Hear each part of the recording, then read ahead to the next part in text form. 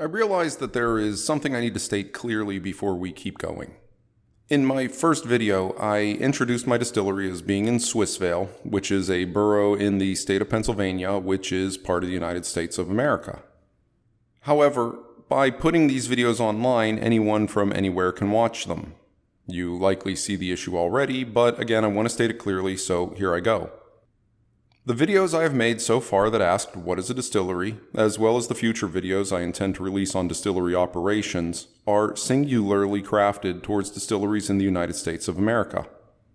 Furthermore, some information I provide will be most reliable when it relates to distilleries operating within the state of Pennsylvania. I do not know the rules, permissions, or requirements of a distillery in any other governmental boundary outside of the United States of America. I have no expectation of my videos reaching any significant audience, but I thought it best to make this clear. Anyhow, with that said, I may as well make the best of this video and do a little dive into the United States governmental entities that play a part in a distillery. First off is the federal government. Through the U.S. Treasury Department, the TTB, which somehow stands for Alcohol and Tobacco Tax and Trade Bureau, permits and authorizes the entities and locations that create or manipulate distilled alcohol. One of the permission types is called a distilled spirit plant, or DSP, specifically a DSP with the beverage designation. We'll go into this more in a later video, but for now, without the authorization of a DSP beverage, a distillery cannot operate.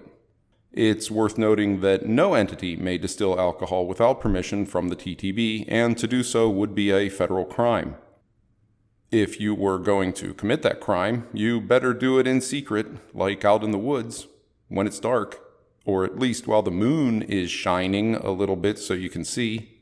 Anyhow, the federal government also requires distilleries to register as a food facility, so the FDA has a little oversight as well. Second are the state governments. Every state has an authority that oversees businesses with registered DSPs and authorizes them to produce and sell their products. Again, I'm most familiar with Pennsylvania's authority, which is called the Liquor Control Board, but by and large, they act reasonably similar. Here's a link to all of the state authorities that oversee alcohol if you're interested. Finally, we have sub-state or local governments and agencies.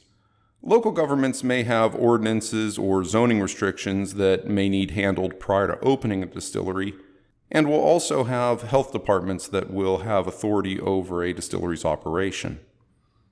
Okay, now I can get back to my other videos. Cheers!